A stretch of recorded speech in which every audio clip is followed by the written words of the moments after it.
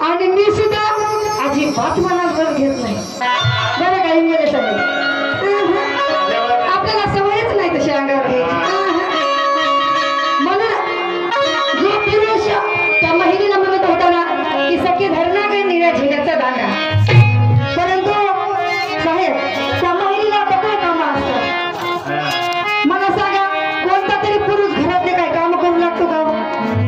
त्या बिचाराला सकाळपासून उठल्या तेव्हापासून झोपेपर्यंत काम असतात की नाही मग मला सांगा त्या बिचाऱ्या बाईला केव्हा निळा धेण्याचा गांडा घरा येईल ते काम झाल्याशिवाय तिला काय सुधारणारच नाही ना माझा पुरुष तर तसा भेटला बापा बायकोला म्हणला बायको तू एक काम कर मी एखादं करू लागतो हातभार काय होत नसते एखाद्या वेळेस काय होत असते का घरी तर जास्त आले माणसं सोयरे पाहुणे येतात आता जयंतीला आपल्या इकडं मग पाहुणे आल्यानंतर एकट्या बाईनं काय काय करावं होय साहेब मी तुम्हाला म्हणत नाही बरं उगाच अंगावर लावून घेऊ नका काय मी आधी बात म्हणत नसते ती महिला म्हणते त्या पुरुषाला काय म्हणते आहे जयंती भीमाची त्या महामानवाची आहे जयंती भीमाची त्या महामानवाची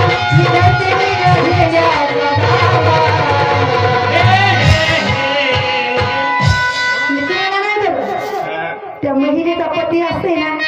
पती असते की तुम्ही सांगितलं की त्या महिलेचा पती असते ती महिला त्या पुरुषच्या महिलेला म्हणतो तसंच ती महिला त्या पुरुषाला काय म्हणते की बाबा सकाळपासून मला लई काम होते व आणि जरासं तुम्ही काम धंदा करू लागा म्हणजे कसं आपण दोघंही जाऊ जयंतीला सोबत सोबत म्हणजे मलाही तिला झेंड्याचा दांडा धरता येईल मग ती महिला काय म्हणते आहे जयंती भीमाची त्या महामानवाची आहे जयंती भीमाची त्या महामानवाची आहे जयंती भीमाची त्या महामानवाची मी धरती झेंड्याचा दांडा ती काय म्हणते मी धरते निळ्या झेंड्याचा दांडा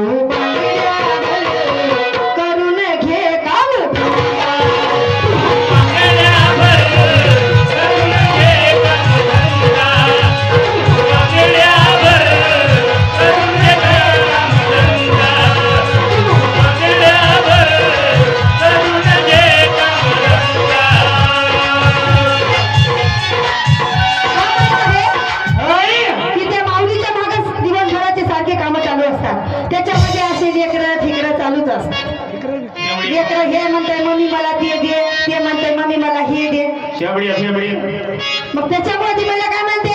आहे जयंती भीमाची जमाहमानवाची. आहे जयंती भीमाची जमाहमानवाची.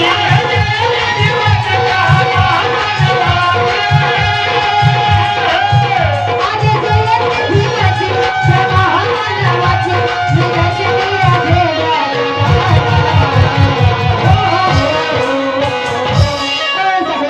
मी धरते निळ्या झेंड्याचा तुम्हाला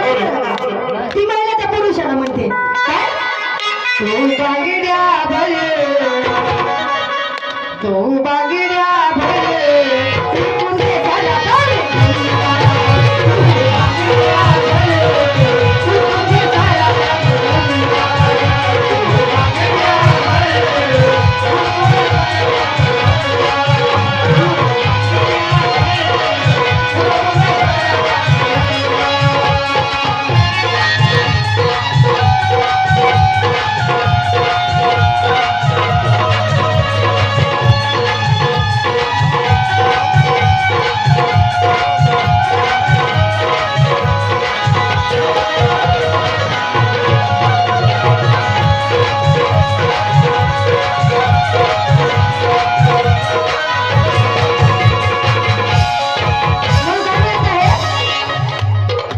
माझ्या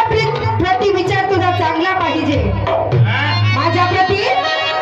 प्रति विचार तुझा चांगला पाहिजे. जोड तुझा आणि माझा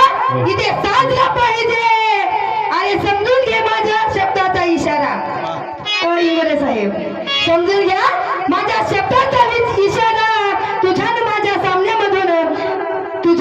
सामन्यामधून डंका भीम क्रांतीचा वाजला पाहिजे. डंका भीम क्रांतीचा